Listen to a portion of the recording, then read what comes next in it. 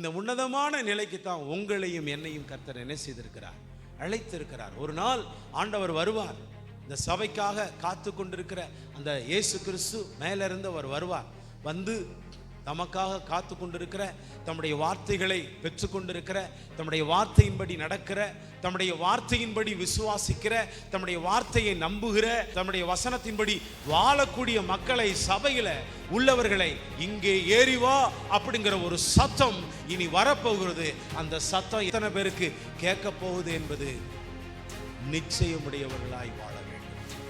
அடுத்த நிலை, சத்தம் கேட்டால் என்ன செய்ய வேண்டும் என்றால், நீங்கள் பரிசுத்த ஆவியானவரை இந்த உலகத்திலே நீங்கள் வாழுகின்ற ஒவ்வொரு நிமிடங்களும் நீங்கள் இடைவிடாமல் இந்த பரிசுத்த ஆவியானவரை நீங்கள் பாதுகாத்து அவரையோடு கூட இருந்து அவரோடு ஐக்கியப்பட்டு அவர் சொல்லுகிறபடியெல்லாம் உங்களுக்கு போதிக்கிறபடியெல்லாம் நீங்கள் வாழ்ந்தால்தான் அவர் உங்களை மேலே கொண்டு போவார்.